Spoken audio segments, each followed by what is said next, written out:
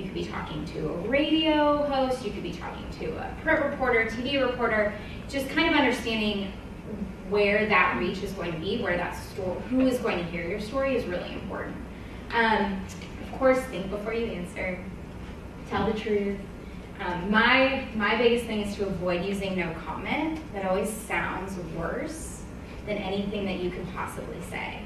So, well, that's not true, but it could be worse, but no comment is, you can always give your opinion. Don't answer speculative, what if, or hypothetical questions. Avoid jargon. That's really important in the education sector. We throw out terms at the state level like LEA, and that's not something that a lot of people know generally. I mean, most of the education beat reporters do know what an LEA is, but just to be overly clear will always help you in the message that you're trying to get across. You realize eliminating slang shuts me down. Yes, but that's why I'm here for you, Mike. That's why I'm here for you. We do swim in a sea of acronyms, don't we? I mean, Yes. that's a big thing to think about. And assume everything you say may be printed or broadcast. Even with print reporters now, sometimes they like to record so that they are accurate, and that also means that even if a quote you give about a specific topic doesn't come up in that story, that doesn't mean that it's never going to come up again. So they could use it in a different piece. For an example, Trackbeat just ran an article, and a quote Sarah had given a long time ago showed up in that piece, and it was great, but it's always good to remember that sometimes it's not just the one-time interview, that it could be used later. And again, I can't say it enough, just tell me, let me know.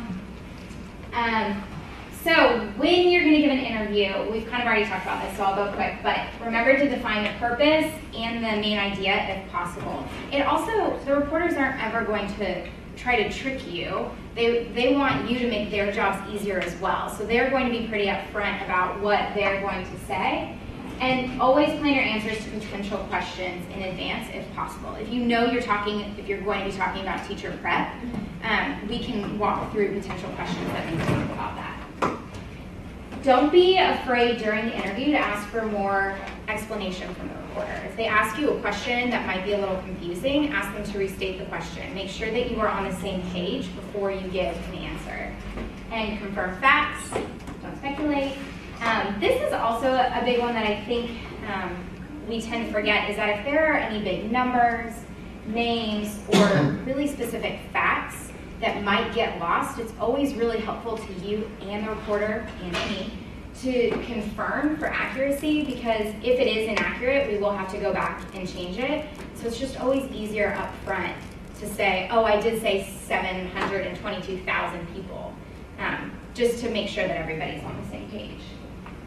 And then when you're closing the interview, most reporters will ask you, is there anything else you would like to add? And that's always a great space to say something, whether it's you didn't get to say all your thoughts about teacher licensure, or you want to remind them about what really the role of the state board is in that particular conversation. It's always good to have something up your sleeve for the end of the interview.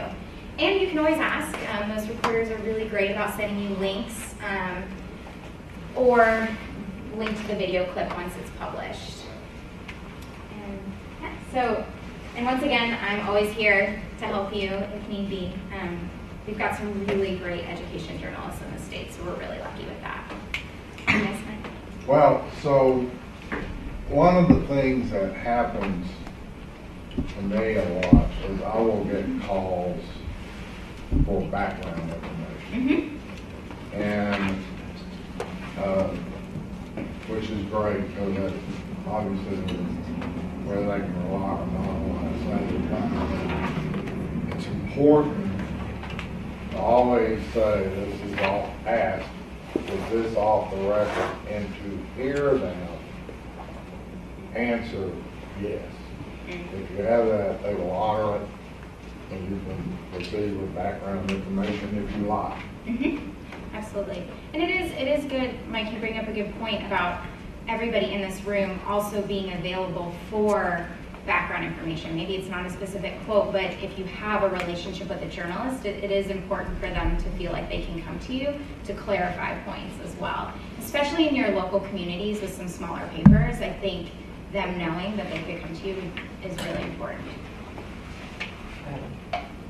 Yes, ma'am. I would just, so in my day job, I've had a lot of this media stuff lately. And one of the things I would just point out that I've noticed is that sometimes reporters try to color what you're saying differently than you said it. And so, for example, you know, this didn't happen, but if my answer to something about our priorities is, you know, we're bound by what the legislature passes laws and we're bound by those laws, you might get so you're pro-voucher. And I think it's important to be very clear and say, no, what I said was, because otherwise you run the risk that the story has a sentence, you know, that says something that was colored differently than what you said. So it's like what reporters say back to your answers, I find, and I'm not saying they're trying to trick you. Right, no. Sometimes it's just miscommunication, but I just think it's really important to correct that misinterpretation. Especially when you're in the moment. I mean, it's hard for us, and it's also hard for the journalists to go back and correct. So as much as you can clarify in the moment, I think is important. I was just going to add, and I want to thank Mackenzie publicly too, because it is such a resource to have her on staff. I can't tell you, I'm not sure what we did before she was with us. But if you're ever in doubt, she and Nathan together can be a resource for you. Even if it's a background question like you're describing, Mike, if you're not 100% certain, as she said, we want to make sure one of the roles for the state board is to provide really accurate information about just the state of play in Tennessee. If there's a logistical or a legislative question or a policy question, we want to make sure you have the right information to share. And I think the other thing that Mackenzie has done so artfully is to really build relationships with all the outlets across the state in terms of media. So, you know, to Wendy's question, I think having good relationships with journalists means that they understand the state board's role a little bit better. They understand where we're coming from. They have a clear line of communication with Mackenzie. Even for others of us on staff, I mean, you're welcome to email me about communications questions, but I can tell you the first thing that I do is forward it to Mackenzie. And she's, as sort of a journalist herself, much better about being very timely in her responses. If I'm tied up in a meeting, you're going to get a much faster answer from Mackenzie by going to her directly. So she really means it, and Nathan as well, in terms of being available as a support. Absolutely. So we have for each of you a member's guidebook, which in the course of conversations with each of you, you have expressed interest in a lot of different things over at least the course of the past 18 months that I've been with the state board. So let's open up our guidebooks and take a look. Each of you, except the student member, because you don't represent a congressional district, each of you has, on the very first page inside, you'll see everything is tabbed and color-coded. So your congressional district information. You have your counties, and you have all of your LEAs listed out there. Next one, you're going to find your centers of regional excellence at your core offices and the proper email. So you can contact the right person at the core office and know which counties they're in charge of. The director of schools list is ever changing, but this is the most accurate list that we could put together right now. So you can always remember that if the person isn't there, you can always still dial the same phone number and ask for the director of schools. Next, you will find a list of priority and reward schools in your congressional district. So you will have all of that at your fingertips. Moving on to the next section, you will have the bios of all of your fellow members. And in the third section, you're going to have staff information. What do each of us do? How can you get a hold of us? What's the best way? And where should my question go? All of that can be answered right there.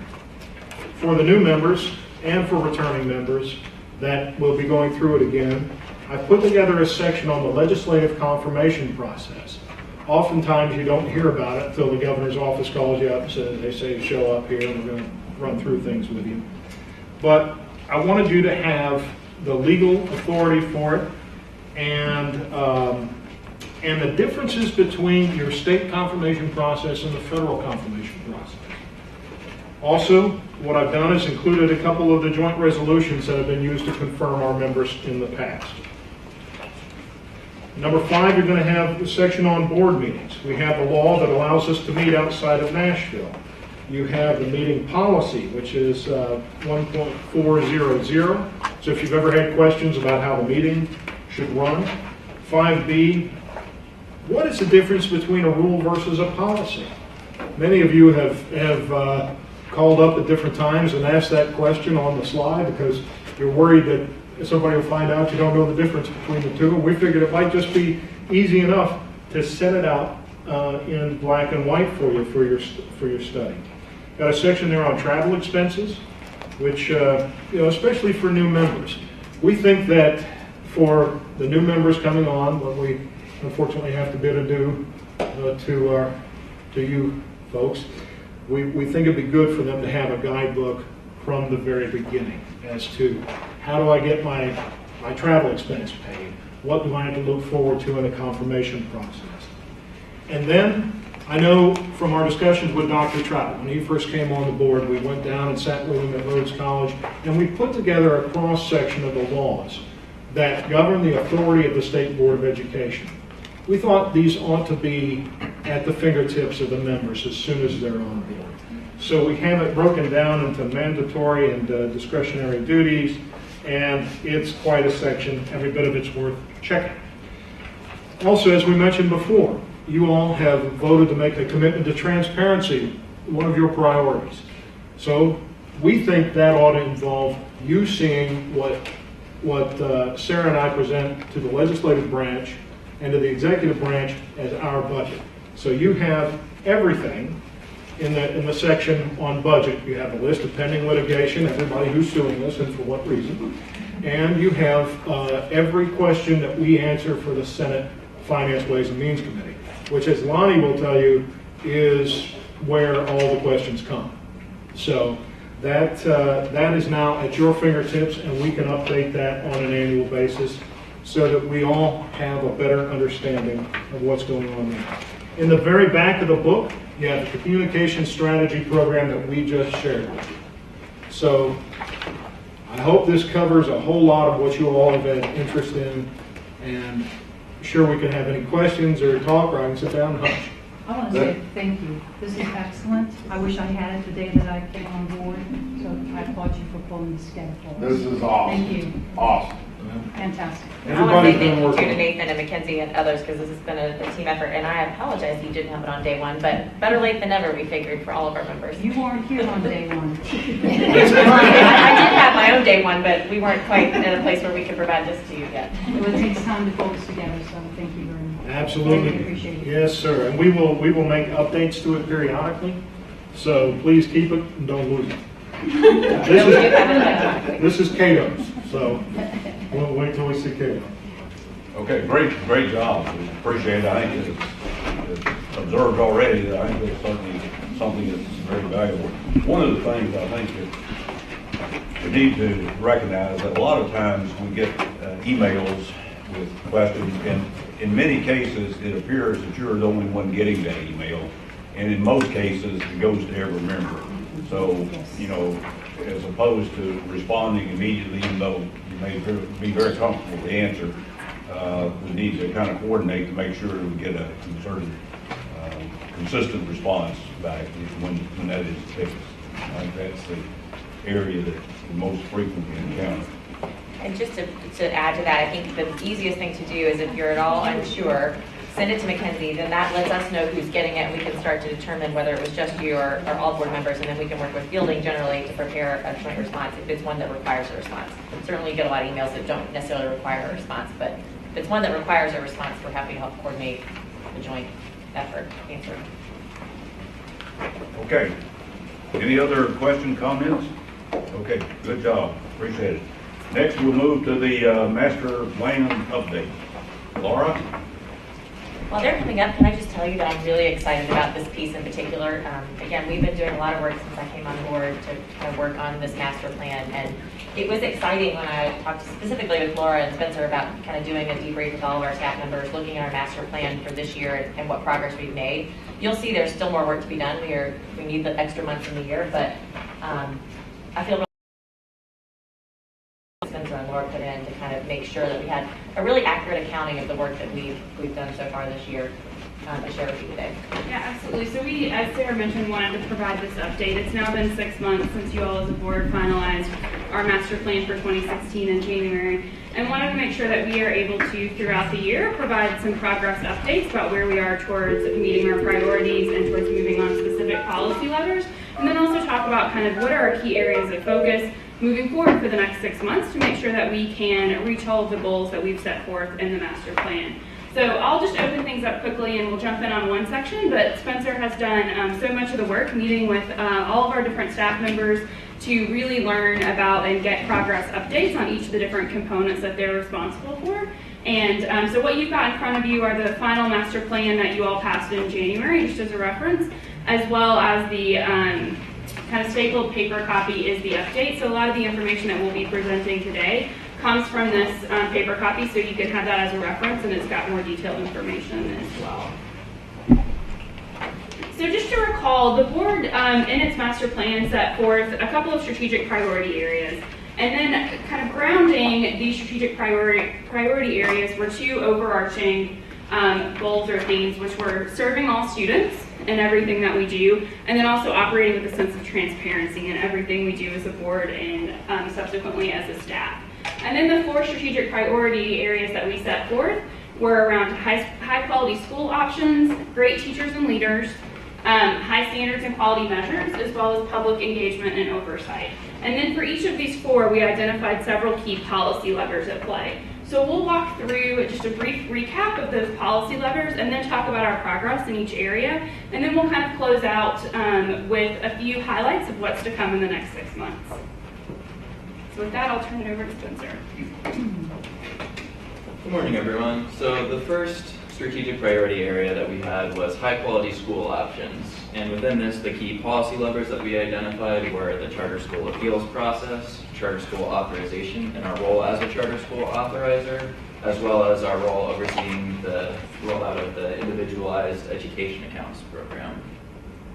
So starting with the charter school appeal process, I think the most noteworthy thing that's happened so far this year was the passage of an updated charter school appeals policy, which passed on final reading at the April board meeting.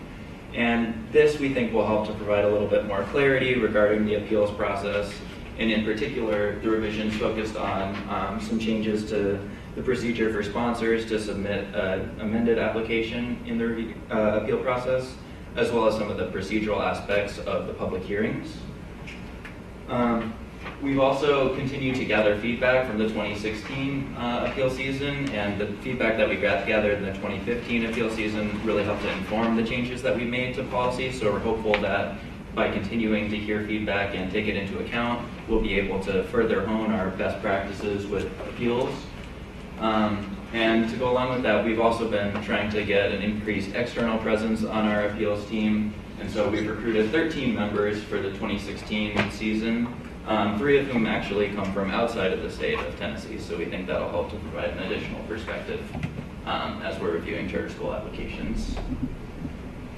And then focusing more specifically on our role as an authorizer, another noteworthy accomplishment that we've had was the approval of a performance contract with the KIPP schools that was approved officially in April of 2016.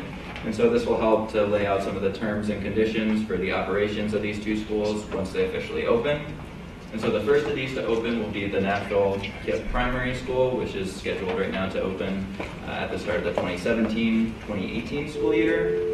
And we at the State Board are prepared to play a strong supporting role in any of the pre-opening work that needs to be done before that can happen. And then some more specific conversations that we've had both with the Department of Education, with our partners at KIPP, as well as with other charter school authorizers have helped us to figure out what we need as a state board to really have those best practices more finalized. Has resulted in some additional accomplishments as well, and in particular I'd like to highlight the passage of Senate Bill 1731, which allows the state board to receive an authorizer fee, which is something that after these conversations we felt was really necessary to make sure that we were fulfilling our role as well as we could be here. And so this will allow us to collect 4% of our schools per pupil funding for as many schools as we end up becoming the authorizer for. And then finally, we will also be having a new position in our charter schools division, so we're increasing capacity by 100% there. And so Jay Whalen is going to be starting as our coordinator of charter schools in early August. Then moving to the individual education accounts program, one of the state board's key parts to play in this process was the holding of a public hearing, which occurred in November of last year. But we will also be getting updates on the IDEA program as more research is done onto it. And so the first of these reports will be published in January of 2017 and will then be presented to the board. And this won't have all the data that we hope to have on future reports because the program will be starting in the middle of the year rather than the beginning of the year as was originally scheduled. But we will at least have information on the number of students that applied for the IEA program as well as the number that were ultimately enrolled. And then for the 2018 report, we hope this will include additional information such as the results of the annual financial audit of the IEA program as well as the results of the account holder satisfaction surveys that we'll be having for this. So then our second strategic priority area is our focus on great teachers and leaders. And under this, one of our main projects is the teacher prep report card, which we'll be redesigning this year. But also we've placed a more general focus on both EPP accountability and teacher licensure. So I'll be sharing a little bit about those as well as a few other smaller focus areas that we've had. So as far as the report card goes, 2016 is the first year that this process is fully under the control of the state board. It was previously under the control of the Higher Education Commission. And then last year sort of was in transition with the Higher Education Commission, the Department of Education, and the state board all playing major roles in the publication of the report.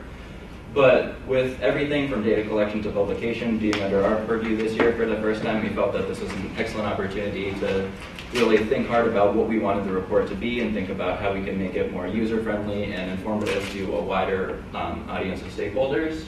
So we've really focused on getting feedback from these different groups of stakeholders, both through having a survey as well as some targeted focus groups that we held across the state.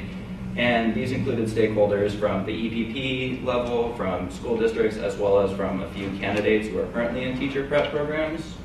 And so we held focus groups for each of these individually in the 3 grand divisions of the state in this spring. And we've collected the feedback on that and are definitely using it to make some of the decisions that we'll be making in the report card redesign process.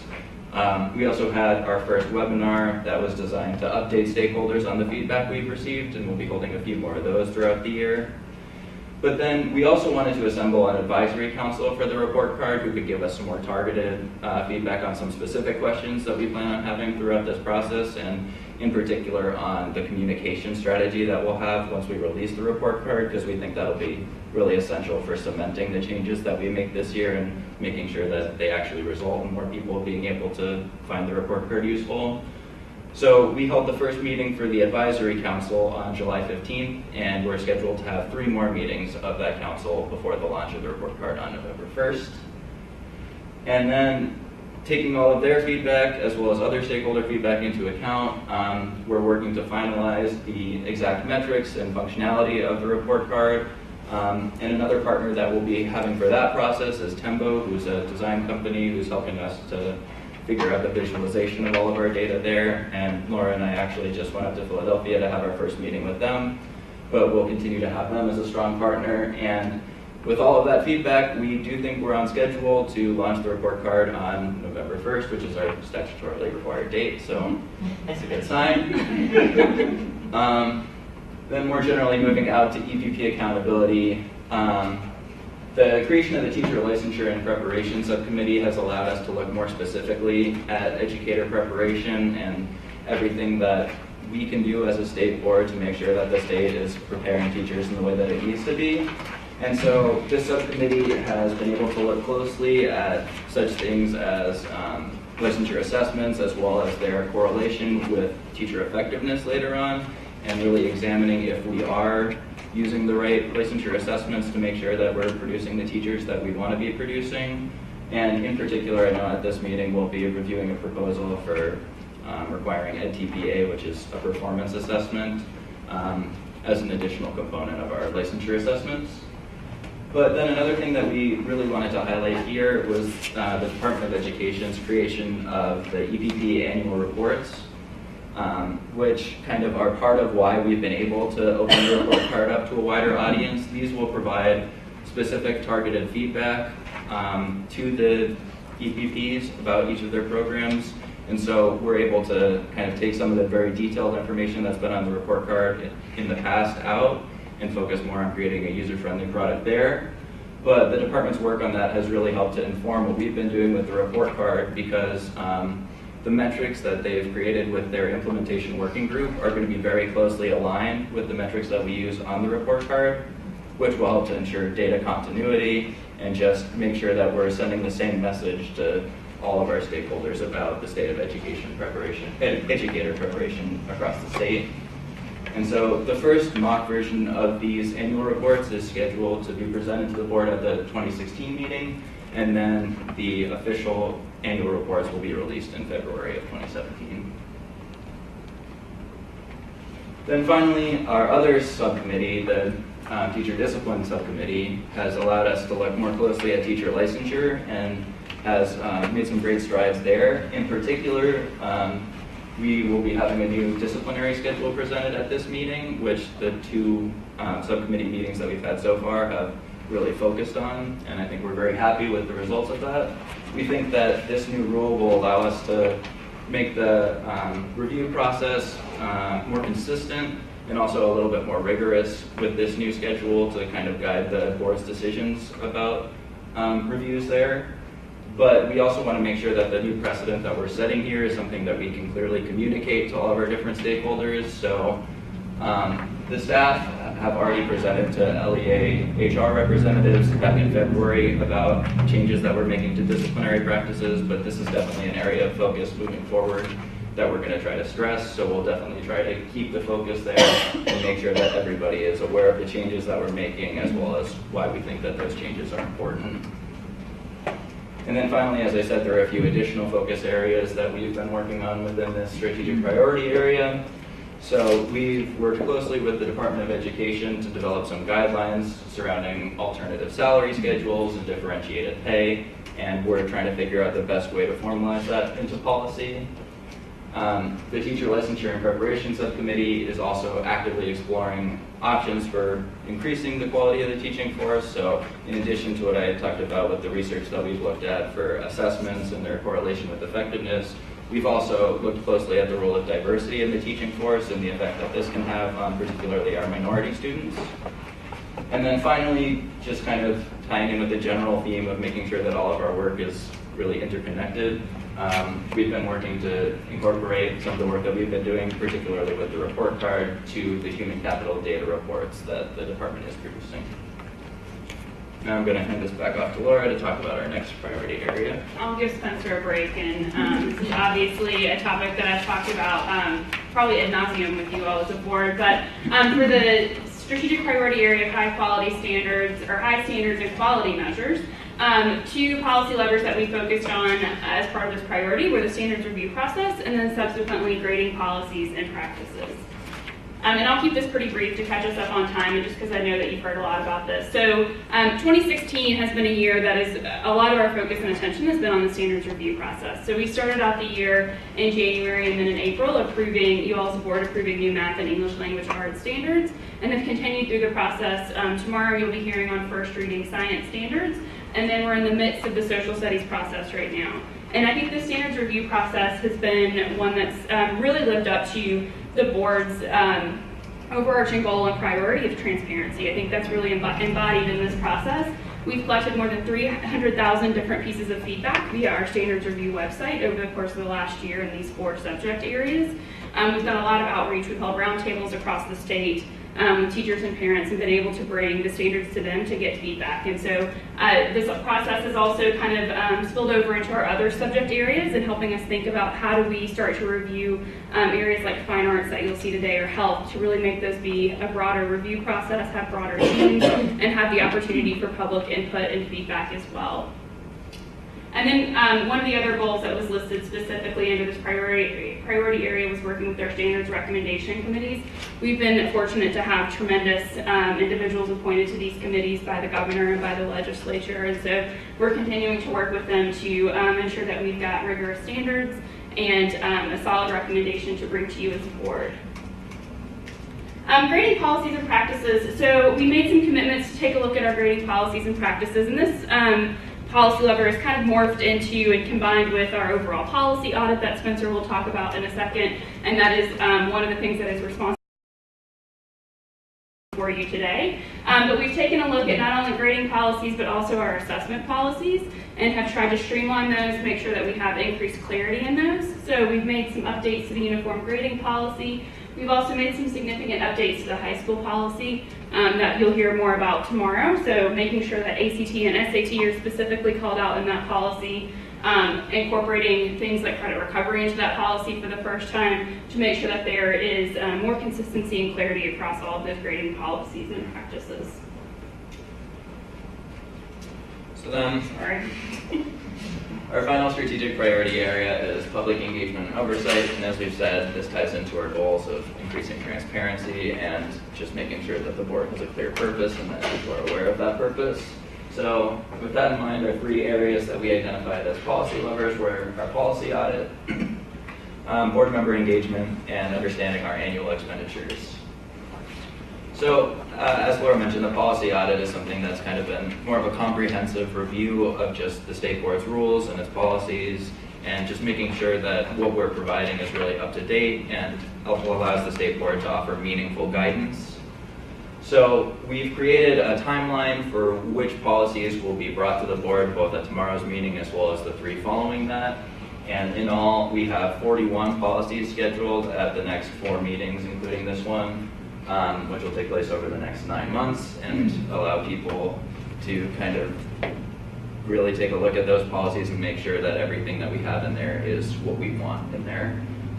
And I'd just like to point out that we have tried to kind of tie the policies that are tied to our strategic priority areas and emphasize those at the start of this policy audit process. But really, this is a continuous process that we're going to be going through, and we don't want this to just be a one-time thing where we look at the policies right now, but more of kind of a general reflection on the state board and its role. So then another aspect of this is that we want to really promote both increased board member engagement as well as on the staff side, increased tracking of board member engagement. So to this end, we've had all of our current and continuing board members have completed their day in the district, which has included tours of schools as well as meetings with superintendents and legislators. And we've also been tracking additional regional and media engagements that individual board members have been having.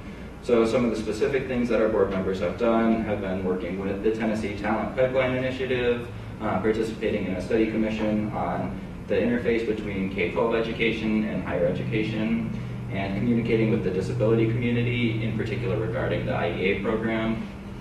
And we're really continuing to track that as a staff, and hopefully we'll be able to share more information on that as we move forward.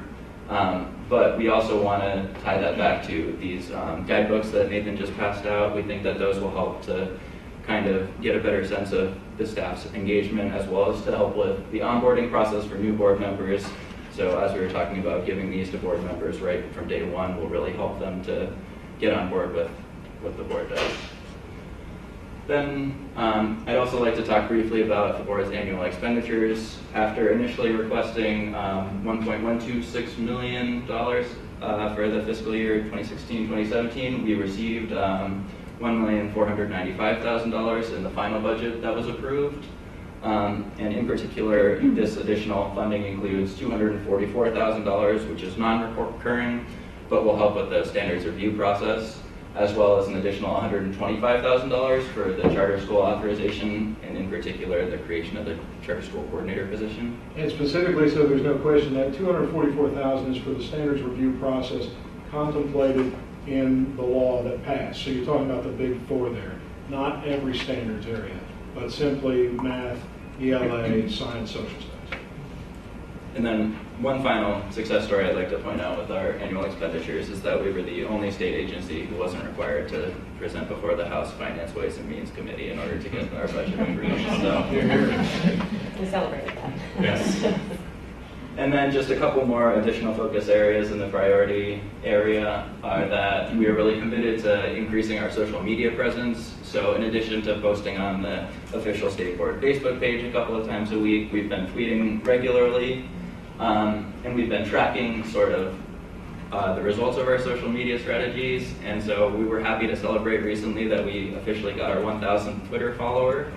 It's a big accomplishment for us. And since we only started becoming really active on Twitter in last September, that's a pretty big growth for us. But we hope we can really make sure that our strategies on both social media and other types of media are really succeeding and helping the board to promote itself successfully. And then we've also just been working to provide transparent, accurate information about not only board meetings, but also board activities across the state to other stakeholders. So some specific things that we've emphasized there are sending out information on board meetings to the director of schools list, and just working with reporters to develop those good relationships and making sure that both statewide and local activities are getting the coverage that they deserve.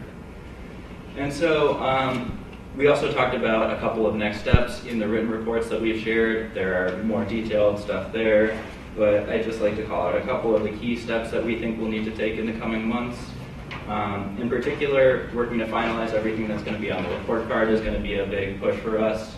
So we'll be working with both the advisory council and our other stakeholders to make sure that we have everything on there that we want. As I mentioned before, we'll be focusing on outreach efforts regarding the new disciplinary schedule to make sure that everybody is on board with the changes that we'll be making in practice there, and so that there's less confusion regarding the disciplinary process. As I just mentioned, we'll be conducting further analysis on our social media and communication strategies to make sure that we're really maximizing that side of the board's capacity. And finally, these guidebooks that we've presented with you today will be a large part of our efforts to improve the onboarding process, which we think will help really maximize the board's capabilities. And then finally, the policy audit will be an ongoing process. So we will continue to be looking at rules and policies and see where we can make changes or where we can eliminate rules that are no longer relevant. So that's a quick summary of everything that we've done for 6 months. We're happy to answer any questions at this time regarding about progress to date or upcoming items. Questions? When would be an appropriate time to talk about ACT? Are you thinking Relative to, how we report it? Here, well, I'm gonna go ahead and you cut me off. One of the things that we talked about earlier that would be instructive is if subcategories and how we're performing. So if the 21 aggregate score, but it's got 24 in science, 22 in math, 19 in reading, and 18. Otherwise, 21 is really hard to really understand what it represents. Second thing is that someone ought to be able to look at this, but click on their district, and then click on a school in that district and see that same information.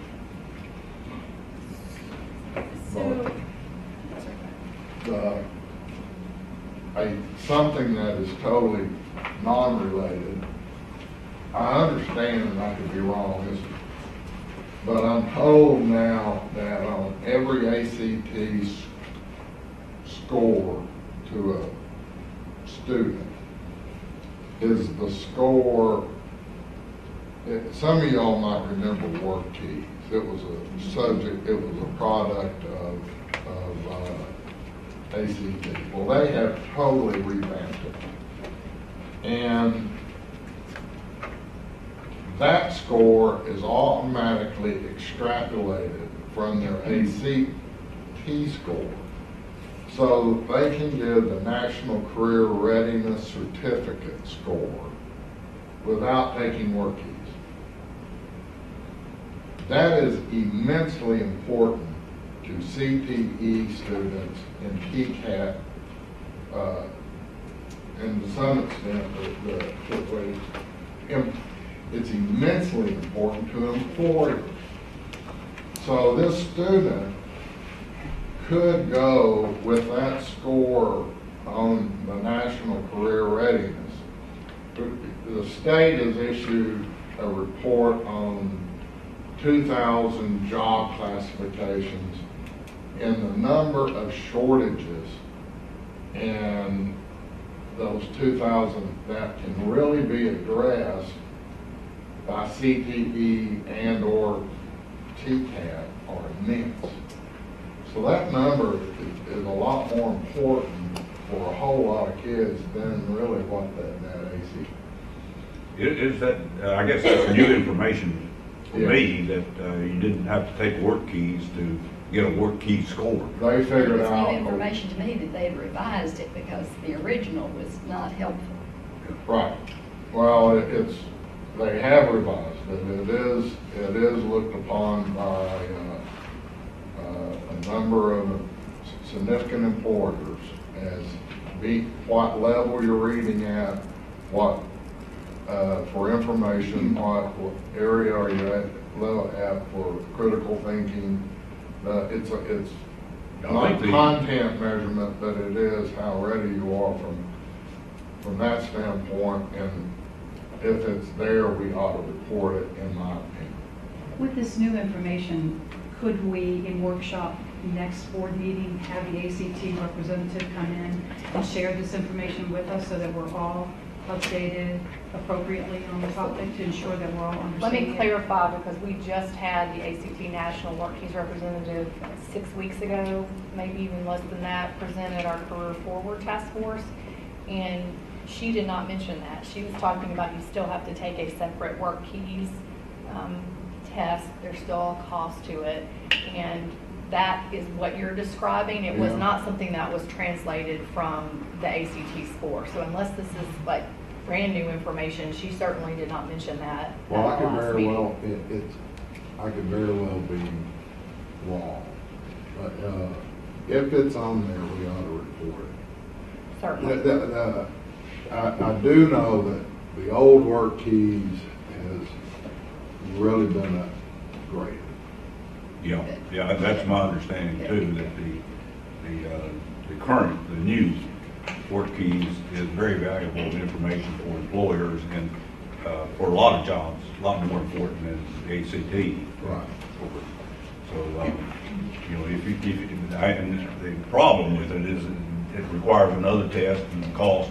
So forth. You don't have to go through that But step. we have a tremendous number of kids, and hopefully they're going to grow in number, who are going to be taking CTE courses in high school, graduating with certificates to go out into the workplace or to have dual enrollment Right. at that same time. And that's just for career readiness is part of that, is a companion credential. So one thing I might just interject, because I've been thinking and talking a little bit with Lillian about how to brief the board on some of the Career Ready Task Force work that's happening, particularly some of the work that Lillian's leading in her day job in her area in Putnam County, I think would be really of interest to the board. So maybe we can put our heads together and see about the next workshop opportunity to talk not only about ACT and the Work Keys connection, but also about some of the career readiness work that's happening in the task force that Candace has been leading, because I think there's some really good work happening there. And when does that work conclude? They've got a couple more Couple meetings months, still. and so there'll be recommendations, and the work keys piece of it Well, being explored let me in just terms say of what that. the recommendation would be. My point about work keys is if that number's there, put it in, if it's not, don't worry. Having a discussion about where we're going with career readiness is incredibly important. By the October meeting. One's a That would be throwaway. good timing, I think, If so, it's there, okay. they're great. The career readiness piece, Lillian, is huge. It is huge. you'll be really, I think, proud of your fellow board member. It's really impressive work happening in her area, and across the state, there's some really great things happening. So we'll make sure we note that for October. Great, great. Other questions, Spencer? Other question? Who do you have on the advisory council for the report card? What are any individuals or type of individuals? Absolutely. So we've got several representatives from the educator preparation community, and they represent a variety of public and private schools, as well as traditional university programs and some of the kind of post-baccalaureate programs that exist. We've got representatives we've got a director of schools, we've got representatives from 2 different human resources offices from different districts, people who do a lot of the hiring and recruitment of teachers. We've also got a current educator preparation student who's a student at TSU. We've got Wendy is serving in that advisory council, and who else am I forgetting? We've got a couple of individuals from advocacy communities, so representative from SCORE and Teacher Town in Memphis. So it's about 13 individuals. And Renee Murley, who was with Renee us, Murley is one of the teacher prep. I suggest that we also schedule some focus groups who we're now targeting as consumers of this, to look at it. The new one? Yes. So We've done some focus groups on the old one to inform. Yeah.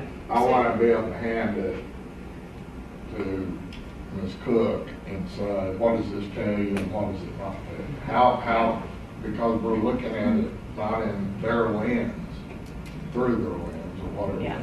So we did try to capture some of that with the focus groups that we convened on the front end. So we specifically reached out to district representatives as well as current educator preparation candidates to say, as you were walking into or trying to decide where you're going to go to preparation, would this have been helpful? And then we put a couple examples in front of them to try to assess that. But we absolutely do plan on doing another complete round of focus groups with the new report card to talk about how we can continuously improve that. Just to get at your point, we want to make sure that as we're expanding the audience base for it, we're really keeping in mind what those different audiences need. And this is a unique opportunity to do that. Big audience is high school seniors. It's a big audience.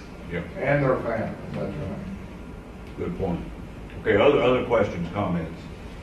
Just Okay. one, you don't have to answer this now, but I would love individual feedback and collective feedback. I mean, again, we changed our sort of approach to the master plan with this iteration to have what I'm considering to be our work plan at the staff level at your direction for the year. And so we'll be revisiting the policy levers for 2017 really soon. But just as you're able, I'd love feedback about whether you think this is working. I think from the staff level, I can say that this has felt like a really good blueprint for our work and keeps us accountable and sort of, aiming towards the North Stars that we've set as a board. But any feedback and ways we can make it better, again, we're going to be pretty soon revisiting policy levers for next year. So would love your thoughts. I just wanted to make a comment. I had the opportunity to present how we have done our strategic plan to commissioners across the country, just what was our process, what does it look like. And there were lots of questions about how we work with the state board on owning the same goals. And I was proud to say that we're owning the same goals. So it was a really nice conversation. But another state made a comment that I thought was an interesting idea for the board to maybe consider. She said that, she was the commissioner for Mississippi. She's fairly new, but she indicated that as they developed their strategic plan, that on the board workshop agenda, they actually have subtitles for the priorities on the strategic plan, and they only put things on the agenda that actually fit into those priorities in terms of the workshop items. I thought it was an interesting way to think about aligning the work. So just, I love that, idea to be from very another explicit. state. We've tried to do better with the workshop being deeper and bigger in terms of the topics of priority, but that's a great That was an suggestion. interesting idea. Yeah. Okay, good comment. Any other comments? Okay, well, I think, in answer to Sarah's question about is it working, I think the evidence would suggest that it is working because we're getting a lot of really good things accomplished. And I think the report here suggests that, making real progress on some really important subjects. So, good work, and I think it is working, but also get your feedback back to Sarah. Okay, any other questions? Okay, is this a good time? Do we need to take a break? Yeah. Okay. Yeah. Let's take a short break. We're a little bit behind schedule, but I think we can catch up. Yeah. His chair lower. Good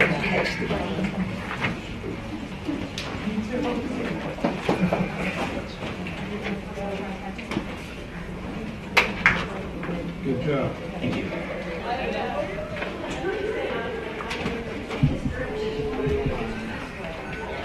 Hey, how are you?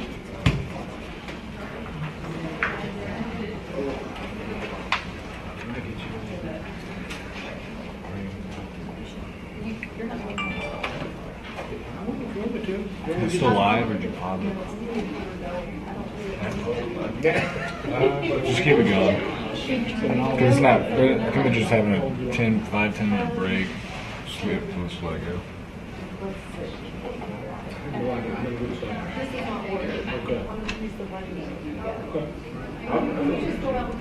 I'm not want to get them. I'm good with Nathan's a good guy out there. Okay, I have no idea, because I have all these credit cards. Okay. I'm gonna do this all flat white. It rhymes, so you can't forget it. He's going to. Sweet. So great. Nathan, I'm writing that down, you get extra bonus points.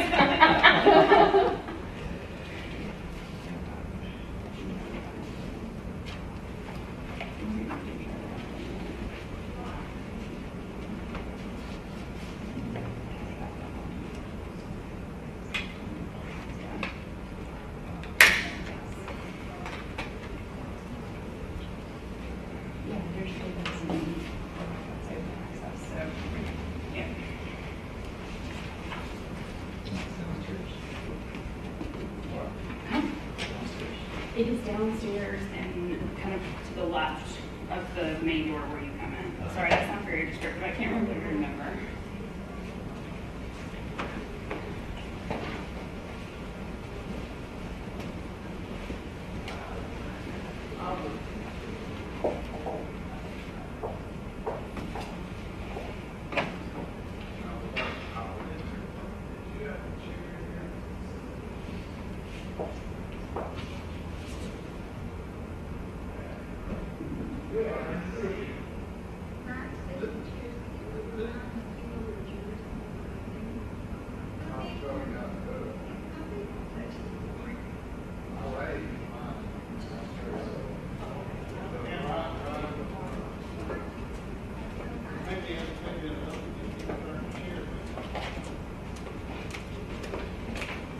They're parking for one.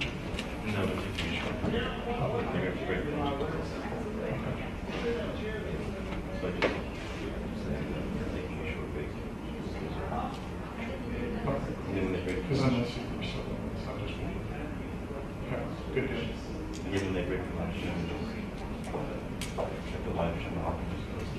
Yeah, yeah. And I'll take you good steps. You've already done one. Yeah. Step down. So, and then we do is start at 9:30. So Good to see you. Good to see you. Look forward to your report here.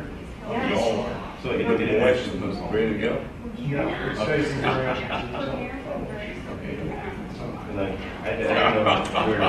Just works in terms of number. Okay. Not anything else. Sorry, I haven't seen you. I know. I was like, I'm still wanting to stop for breakfast. I was like, I'll be there at 8:30. I'm gonna get to the hotel, ride the bus. I'm driving along, and I was like, wait, there's all that I was on track to get it. That's good. That's a lot better than I thought it was going to. yeah. Oh, yeah. Okay. Yeah, but I don't know if I need the camera, but I can.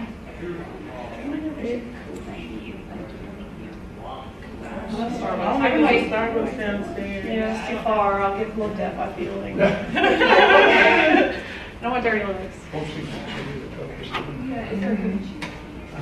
Are we on? Okay. What kind do you Can we have a chance to say hi to you before they go off strike? Hey, Noel, are you on?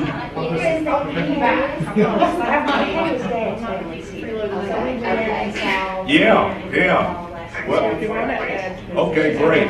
Well, appreciate you joining us. We'll try to keep you connected and knowledgeable about where we are. Good.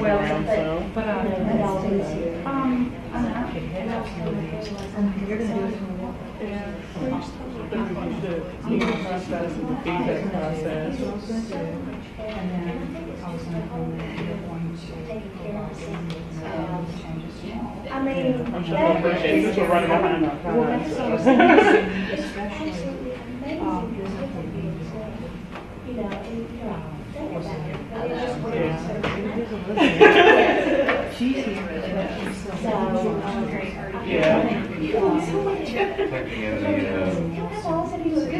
Like it says, like, pages in the 6-month master plan. Yeah, sounds good to me. Thank you for pointing that out. You already lost I'm like. going to know tomorrow to mention that about the physical harm, what we decided. Not really, no. Materials were Actually, was that? that chair is You all vote. Inappropriate physical contact. So with harm and without harm. So without harm being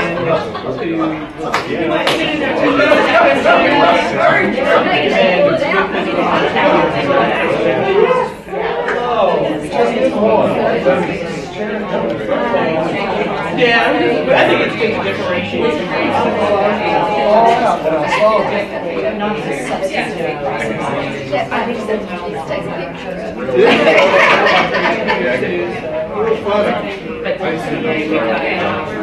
Right here.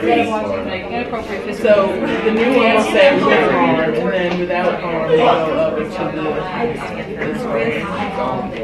With harm, we'll say okay. We'll go up.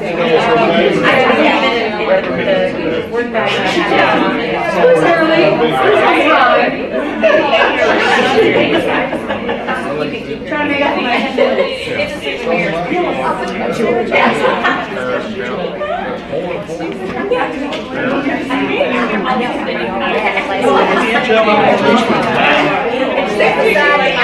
I heard all the way. You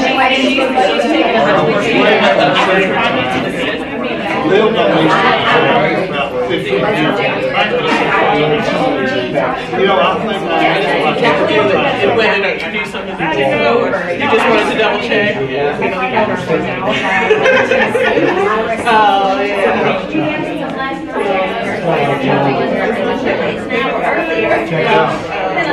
and then I couldn't go to sleep, you know why? Summer's almost over. Gotta enjoy while we can. That's right. Just be.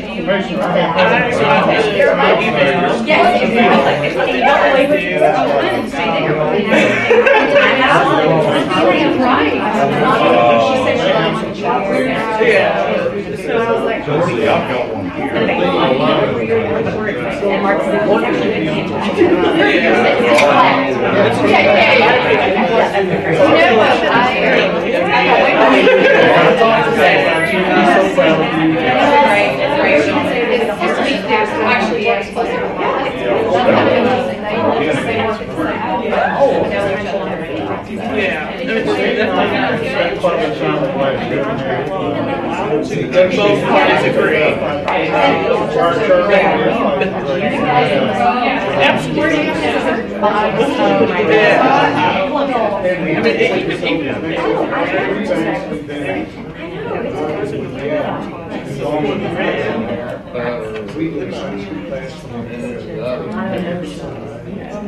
So it's just been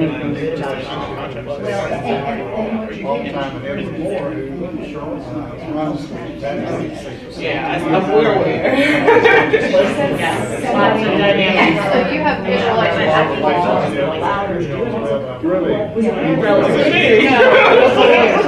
Oh, there wasn't a lawyer. Someone who has access to Google. Right. I know. When you become a doctor, you diagnose yourself, you're going to die in 30 days.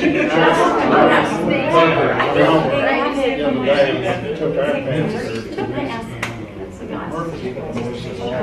Yeah, I was just curious on that. I didn't have any.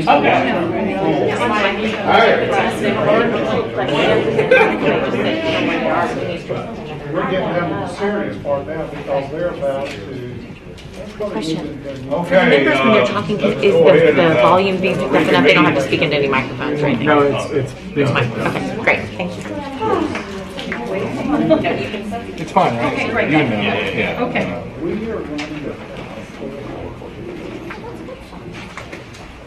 Okay, I think we got everybody back. Tess, you're on. Order school update. Yes, so this is just a very brief preview of what's to come for you all in October.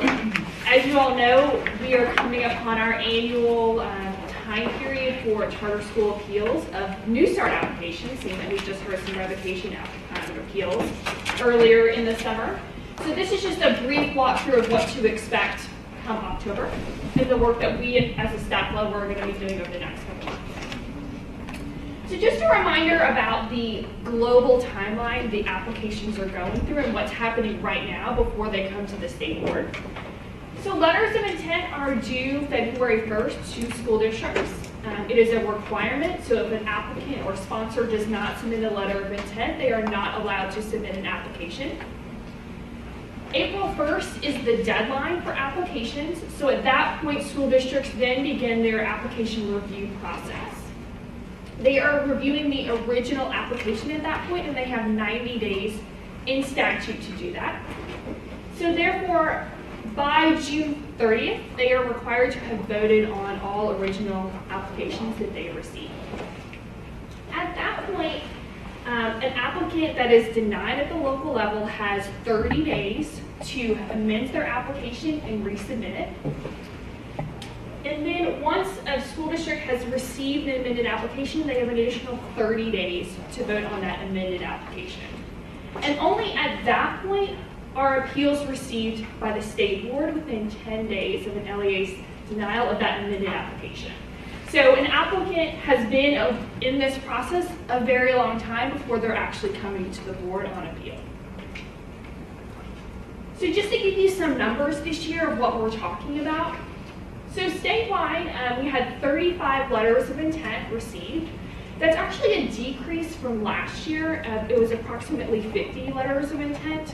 But I do want to note we had an increase in school districts receiving letters of intent. In particular, some of our non-urban school districts received letters of intent. That include Lauderdale County, Claiborne County, Cleveland City Schools, and then Jackson-Madison also received a letter of intent this year, in addition to Metro National Public Schools in Shelby County.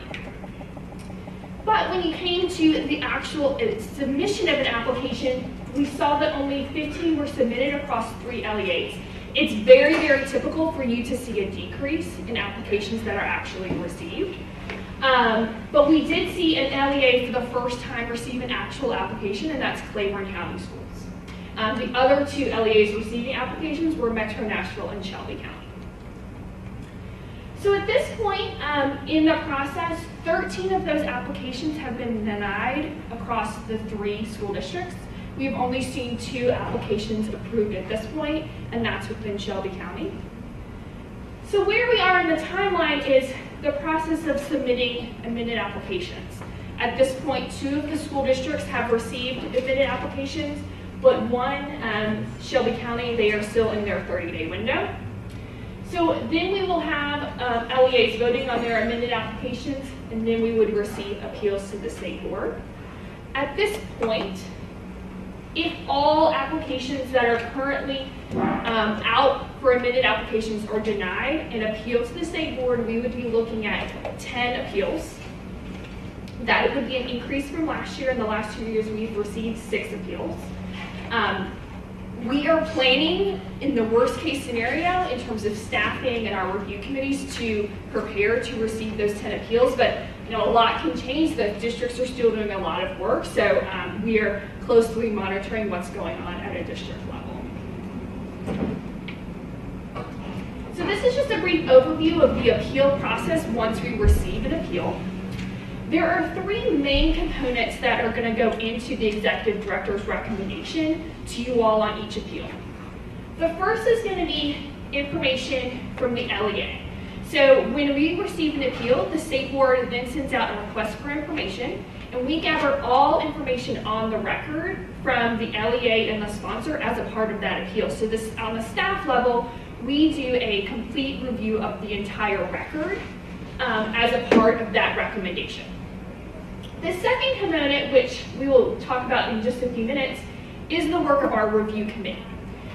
We put a lot of time and effort into doing a de novo review of the amended application, and this is a lot of the time that I spend throughout the year gearing up for our review committee work.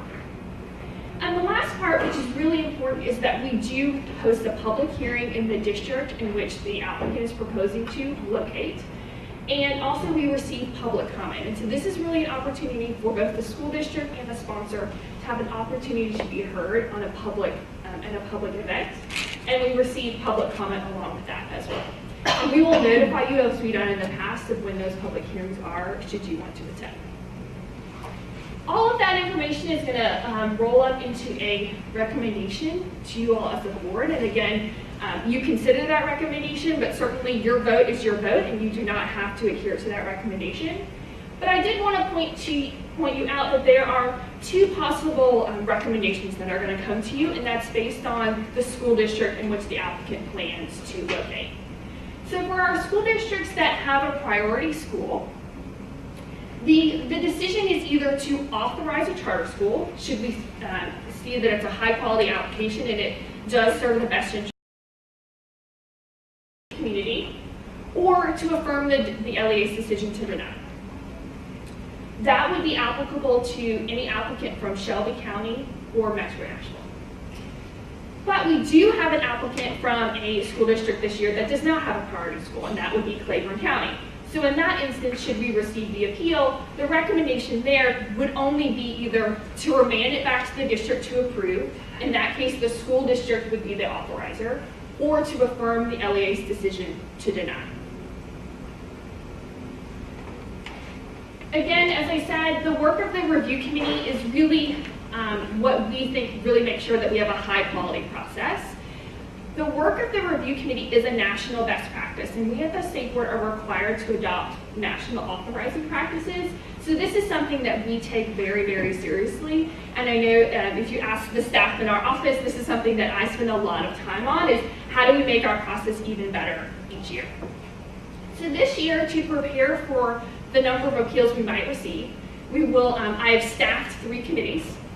And those 3 committees will have 3 state board staff per committee, because again, the internal state board staff or internal reviewers are as vitally important as our external reviewers.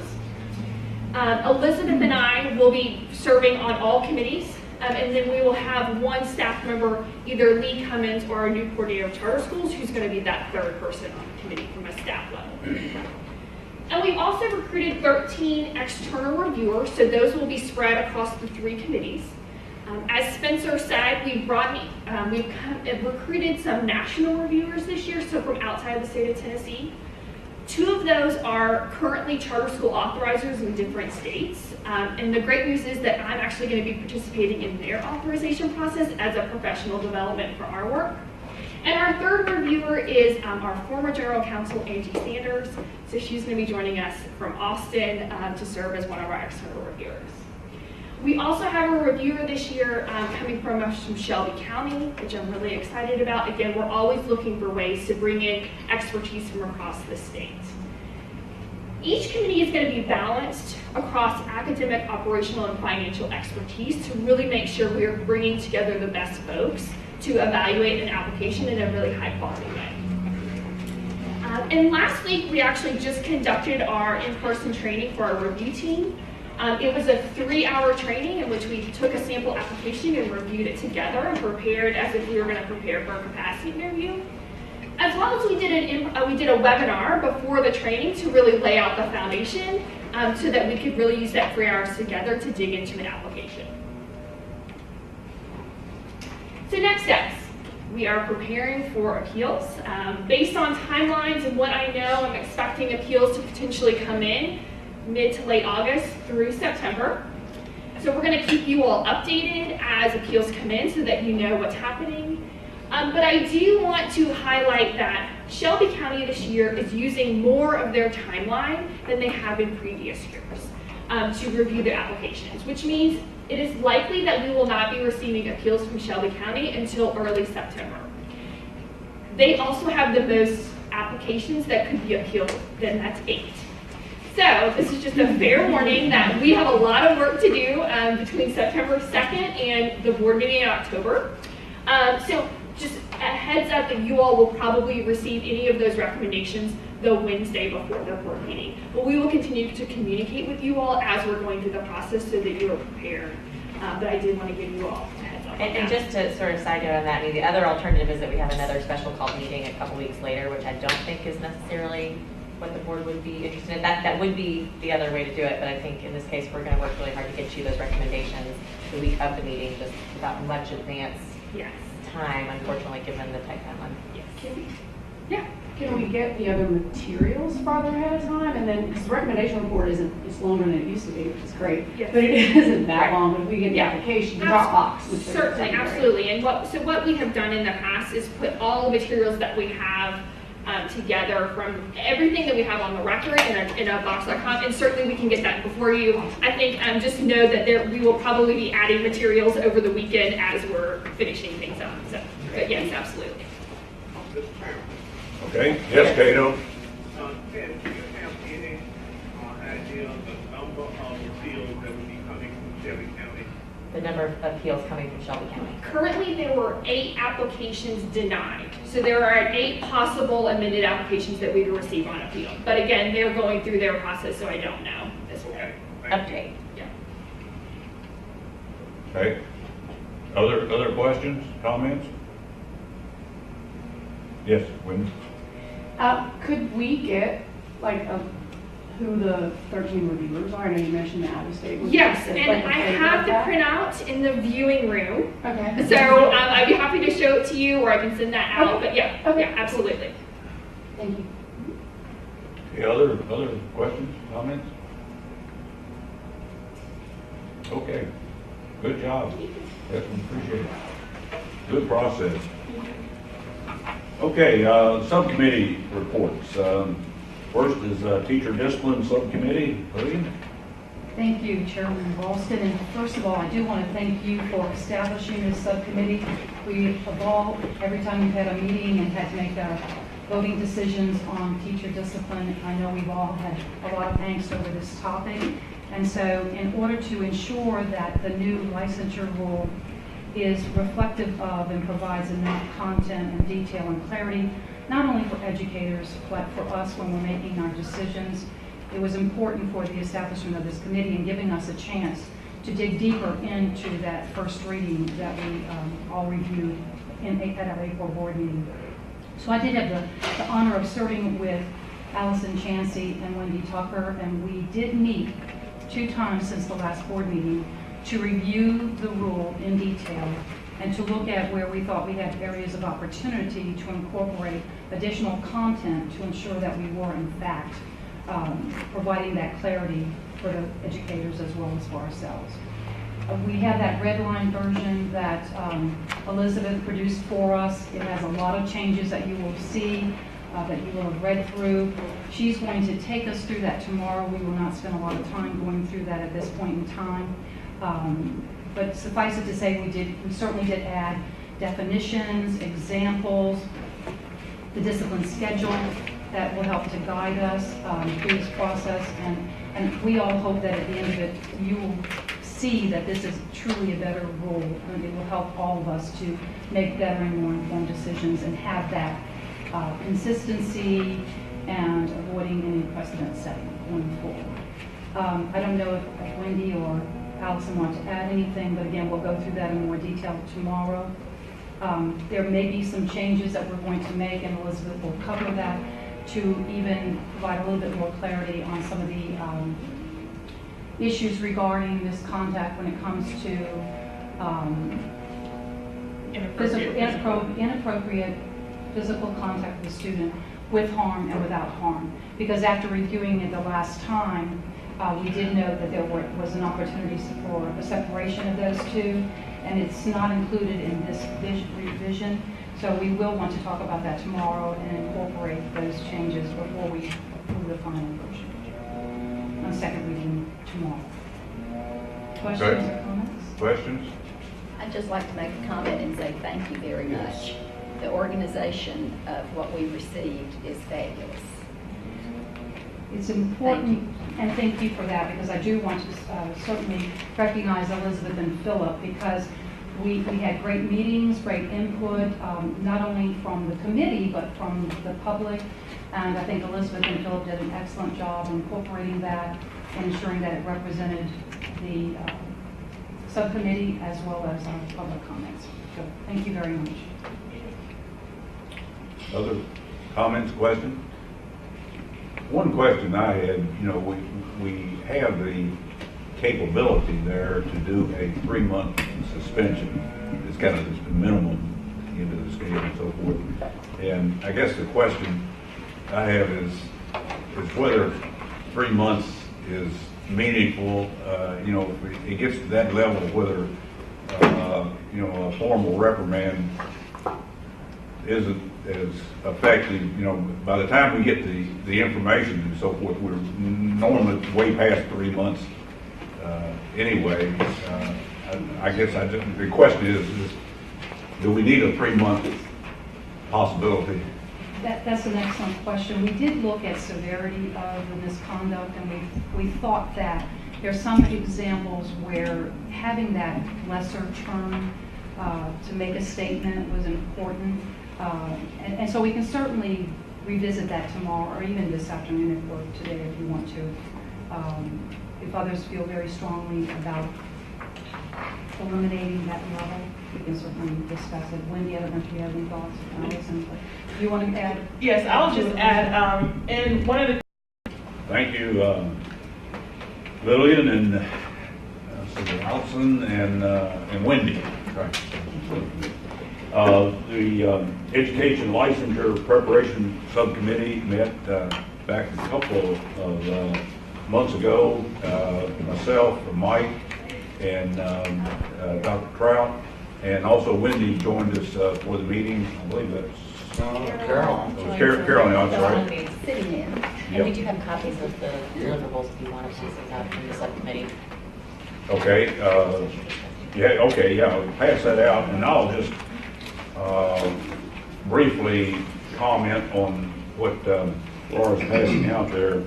But at the first meeting we had, we primarily focused on where we are on practice cut scores, and then also on the Ed PTA thing. We talked some about this morning and the need for it regarding having performance assessment for teaching. So it was a good discussion.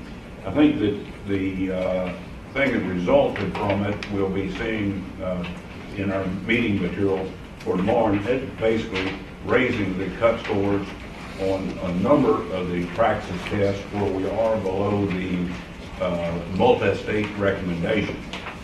What we basically did there was to look at the ones that we were below where we do not have a demand problem with the cut score, and are basically coming forward with a recommendation tomorrow to raise that to the multi-state recommendation. We have a couple of areas where we're below, where we do have a demand situation. We're not making a change in those at the time, but are going to continue to look at that. One of the things that we're concerned about, and I think the department did an excellent job of putting together a great deal of information for us on this, is that the cut score does not represent a good representation of what the effectiveness of the teacher is going to be in the classroom. There is not, if you look at where the cut score is, and if you move it, do you really increase the probability you're going to have an effective teacher in the classroom? And there's not that correlation, which really raises not only a question about the ones that we're not raising, but it does raise a question about the effectiveness of practice. The question asked this morning was related to that, and I think we're getting more and more confirmation from the data and from people closely involved in the process that, praxis may not be a very good indication of the content knowledge. So that's where we are. So we're increasing the cut score on art, marketing, physical education, world and U.S. history, and then the other Spanish, French, Latin, earth science, and physics. We're still below, but we're doing some additional work there to determine where we really want to be. The other thing that I think is very important that came, out of the meeting was the requirement that the path forward on the Ed TPA. As indicated this morning, I think we're getting a good feeling that it is a very important performance test of determining whether a person can teach, whether they know how to teach and are going to be effective at it. As they said this morning, I think it is a mini national certification process, and really something that will provide us great information. So, we're moving forward with the recommendation that we move toward that Ed TPA process. I didn't see what we handed out there. I guess any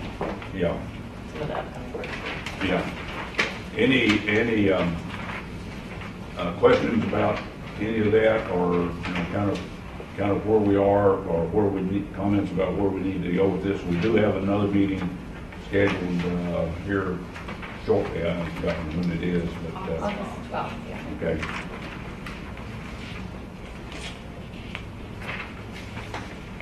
Questions, comments, Mike? Yeah.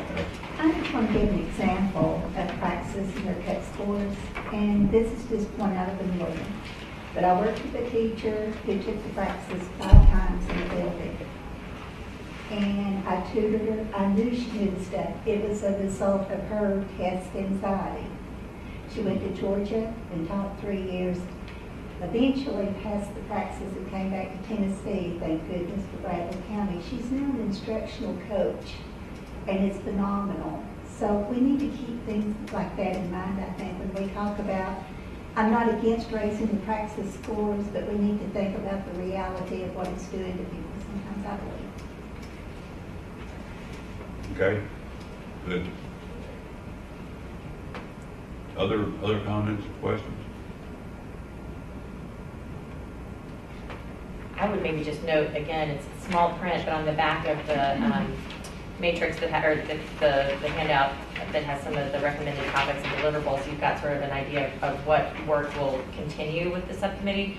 I think in the case of the licensure work, it was a little bit more time delimited. The teacher preparation and licensure could go on indefinitely, but certainly for a number of additional months as we work with the department closely on the implementation of the educator preparation policy, as we look at the redesigned report card, and again, continue to consider the licensure test requirements around Praxis and EdTPA. There's certainly more work, I think, for the subcommittee to continue to dig into. And the other thing I would just say is that I think the members who served on this subcommittee would probably agree, this is a really deep and weedy topic. It's hard to go into the depth that we need to go into in the course of our regular workshops, so I really appreciate the time and attention that our subcommittee members are putting into this topic in particular, because it really is a topic that just needs more time and attention to really fully understand the breadth and the depth of sort of what we're trying to tackle when it comes to teacher preparation and the licensure requirements. Well, when you really boil it down to essence, what we want to do is license people who have been trained to know how to teach and have competency in the course they're going to teach. It's as simple as that. Now, how we determine it is a little weedy, but the purpose and the mission of this is we don't put anybody in a classroom that we don't know has been adequately trained. And oh, by the way, they have paid tuition. And unfortunately, may have had to go into debt to pay that tuition, so they deserve to have professional skills to be successful. And in that, those subject matters that we're putting them in the classroom to teach. So, and it's incumbent upon us to say, all right, we get it, we're convinced, there's the credential. And until that happens, we ought to be very disciplined to not hand it. Okay, yes, Wendy? And I would just add, I agree wholeheartedly with Mike. I think we need to figure it out. We've been talking about this for at least the 2 years I've been on the board. I'm sure it's been talked about before I got on the board. So whatever we figure out, I hope that the department can implement it as quickly as possible so that we're not kids who are in, like my child will be in first grade next year, so that the teachers that are being licensed that meet the criteria Mike is talking about are in school before she's in college. I mean, it feels like it's just taken a really long time. So I would just encourage the department to do that. Okay. Other comments? Questions? Okay. Very good. I believe that concludes our agenda for this morning. We've got lunch planned someplace, I'm sure, at 12 o'clock. Somebody got directions for what we need to do for lunch? Yes, sir, we'll have lunch in the side room and then down in the overflow room as well. I can step out the front of the Okay. Yes, and so we'll reconvene in here at 1 o'clock. So, Let's eat. Yes, sir, right in here. Lonnie cooked. Is that true? No truth.